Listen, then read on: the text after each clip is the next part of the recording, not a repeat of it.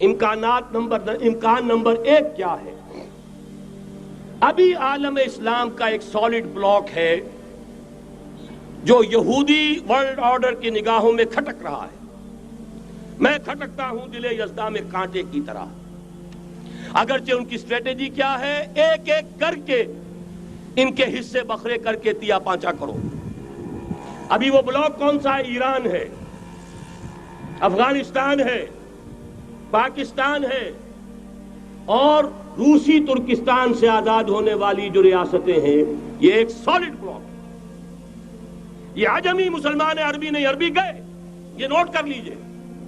اس لیے کہ عربوں کو اللہ نے فضیلت دی تھی، محمد ان میں سے تھے صلی اللہ علیہ وسلم، یہ رتبہ بلند ملا جن کو مل گیا. لیکن ساتھ ہی اللہ نے دھمکی بھی دے دی تھی سورہ محمد میں، ان تتولوا یستبدل قوما غیرکم، اگر تم پیٹھ دکھا دو گے اس مشن کو جو ہم نے تمہارے حوالے کیا ہے، تمہیں ہٹائیں گے، کسی اور کو لے آئیں گے. اور یہ بات ہو چکی ہے 13ویں صدی عیسوی میں. 1258 میں جب سقوط بغداد ہوا ہے، عربوں کے ہاتھ سے عالم اسلام کی قیادت چھین لی گئی، معزول کر دیا گیا. اس کے بعد قیادت کن کے ہاتھوں میں آئی؟ ترکوں کے ہاتھ میں. ترکان تیموری ہندوستان میں، ترکان صفوی ایران میں، ترکان سلجوقی مڈل ایسٹ میں، اور ترکان عثمانی کا تو کہنا ہی کیا ہے. وہ ایشیا مائنر سے چل کر آپ کو معلوم ہے کہ مشرقی یورپ کا کتنا بڑا علاقہ، دی گریٹ آٹومان امپائر اس صدی کے آغاز تک قائم تھی. اس صدی میں عجیب عجیب معجزے ہوئے ہیں.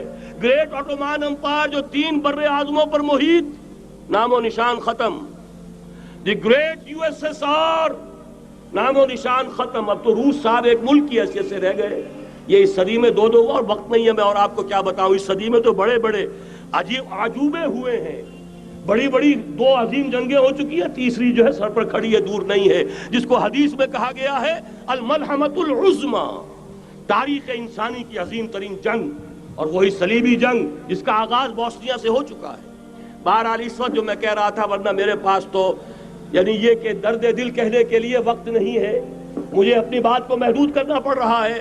لیکن میں اب آ رہا ہوں اصل موضوع کی طرف کہ ایک امکان تو یہ ہے کہ اس بلاک میں اسلام کا احیاء ہو، اور اس کے لیے کچھ نویدیں بھی موجود ہیں احادیث نبویہ میں. وہ تو آپ نے سنا ہوگا اقبال کا شعر، میرے عرب کو آئی ٹھنڈی ہوا جہاں سے، میرا وطن وہی ہے، میرا وطن وہی ہے. حدیث میں آتا ہے یخرج ناس من المشرق یودعون للمہدی یعنی سلطانہ، مشرق سے فوجیں نکلیں گی کہ جو کہ مہدی کی حکومت قائم کریں گی. یہ مہدی اہل تشیع کے مہدی اور ہیں، ہمارے مہدی اور ہیں. اہل تشیع کے عقیدے کے مطابق ان کے بعد میں امام جو روپوش ہو گئے تھے وہ امام مہدی ہے، وہ ظاہر ہو جائیں گے. ابھی امام غائب ہیں، پھر وہ ظاہر ہو جائیں گے. ہمارے نزدیک یہ مہدی پیدا ہوں گے یا ہو چکے ہوں، اور یہ ہوں گے حضرت فاطمہ کی نسل ہی سے رضی اللہ تعالی عنہا. لیکن عالم عرب کے اندر پھر ایک طاقت بن کر ابھریں گے، باطل کی قوتوں کے خلاف جہاد کریں گے. لیکن ان کو مدد آئے گی 2 طرف سے. ایک زمینی مدد آئے گی مشرق سے، ایک آسمانی مدد آئے گی. عیسیٰ ابن مریم کا نزول، حضرت مسیح علیہ السلام جو زندہ آسمان پر اٹھائے گئے تھے نازل ہوں گے. اور در حقیقت ان 2 مددوں کے نتیجے میں پھر یہود کا قلع قمع ہوگا، اور یہی گریٹر اسرائیل ان کا گریٹر گریو یارڈ بن کر رہے گا، عظیم تر قبرستان بن کر رہے گا. اس کی بڑی واضح حدیثیں موجود ہیں، اس کی بڑی تفصیلی خبریں موجود ہیں. یہ احادیث کی کتب کے اندر بدقسمتی سے ہماری اس کی طرف توجہ نہیں. ایک تو یہ ہو سکتا ہے.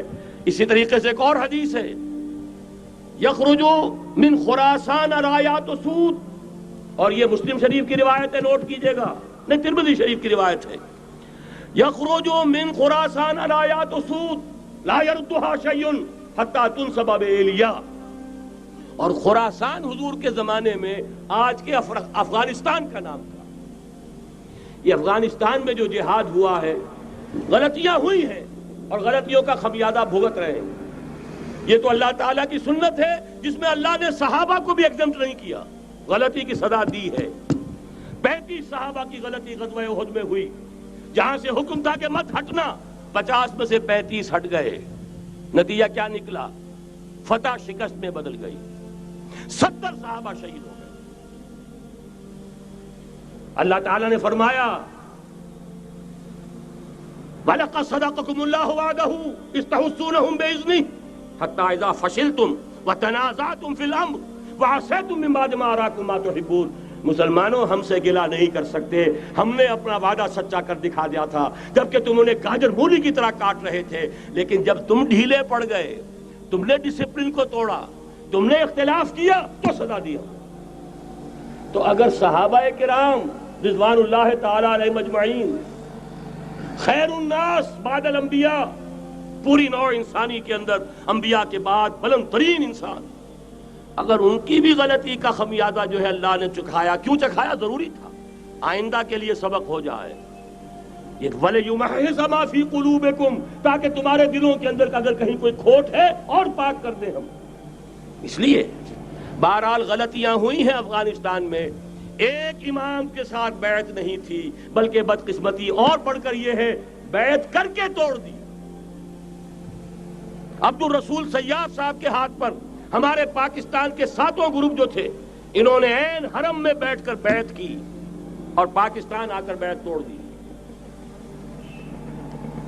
سزا اس کی مل رہی ہے، آپس کی خانہ جنگی یوں ہی نہیں ہو رہی، کوئی سبب ہے، لہذا یہ سزا تو ملے گی، لیکن جتنا خون یہاں پر خلوص کے ساتھ دیا گیا ہے اس کی مقدار بھی کم نہیں ہے۔ یہاں سے خیر برآمد ہوگا۔ اور دوسری بات اپنے بارے میں نوٹ کر لیجئے، یہ پاکستان، بچا کھچا Pakistan, what remains of Pakistan, یہ اصل میں ہے کیا؟ مولانا بہت خوبصورت انداز میں فرما رہے تھے، یہ 313 نہیں تھے، اسلام تھا۔ اسی طرح نوٹ کیجئے، پاکستان نہیں ہے، 4 صدیوں کی تجدیدی مساعی کا حاصل ہے۔ آپ نے کبھی نوٹ کیا ختم نبوت کے بعد اب سب سے اونچا منصب کس کا ہے؟ مجددین۔ سنن ابی داؤد کی روایت، ان اللہ یبعث فی هذه الامہ علی راس کل 100 عام من یجدد لها دینها۔ اور نوٹ کیجئے، کوئی بات ہے 1000 برس تک سارے مجدد عالم عرب میں پیدا ہوئے، جیسے ہی دوسرا 1000 سال شروع ہوا، الف ثانی کا مجدد اعظم شیخ احمد سرہندی کہاں تھا؟ صنم خانہ ہند میں حاضر ہوا۔ میں شیخ مجدد کی لحد پر، وہ خاک کے ہے زیر فلک مطلع انوار، گردن نہ جھکی جس کی جہانگیر کے آگے، جس کے نفس گرم سے ہے گرمی آرار وہ۔ پھر 12ویں صدی کا مجدد اعظم امام الہند شاہ ولی اللہ دہلوی، 13ویں صدی کا مجدد اعظم سید احمد بریلوی، اس کے خون کا امین اور اس کے ساتھ کے شہداء کے خون کا امین، ان کے جسموں کا امین آپ کا خطہ ہزارہ، آپ کا خطہ سوات، اس میں ان کی جانیں ہیں جو دی گئی ہیں۔ اور وہ نہایت میں آپ سے عرض کر دوں، دور صحابہ کے بعد اتنا خالص اسلامی جہاد پوری مسلمان تاریخ میں نہیں ملے گا جتنا وہ تحریک شہیدین کا تھا۔ 14ویں صدی ہجری میں شیخ الہند جیسا مجاہد اعظم کہ انگریز نے گرفتار کر کے قید بھی کیا ہے، تو کہاں ہندوستان میں نہیں، کہاں؟ جزیرہ سائرس، کیا نام تھا؟ مالٹا، جزیرہ مالٹا بحر روم میں۔ اقبال کے نفس سے ہے لالے کی آگ تیز، ایسے غزل سرا کو چمن سے نکال دو۔ کہیں ہندوستان کی کسی جیل میں ہوا تو شاید اس کے نفس کی گرمی ہی سے کوئی حرارت پیدا ہو جائے۔ اور اسی صدی میں 14ویں صدی ہجری میں اقبال جیسا مفکر، اسی 14ویں صدی ہجری میں مودودی جیسا مصنف، اسی 14ویں صدی ہجری میں مولانا الیاس جیسا مبلغ رحمہم اللہ، عظیم شخصیتیں آج پورے عالم اسلام میں آپ کو تبلیغی دوست ملیں گے۔ یہ کہاں سے شروع ہوئی تحریک؟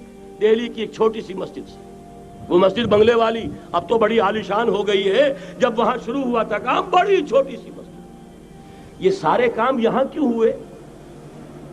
پورا عالم اسلام آزاد ہوا، کہیں نعرہ اسلام کا نہیں لگا، کہیں عرب قومیت پر، کہیں کسی اور عصبیت پر تحریکیں چلی ہیں، صرف تحریک پاکستان تھی کہ پاکستان کا مطلب کیا؟ لا الہ الا اللہ۔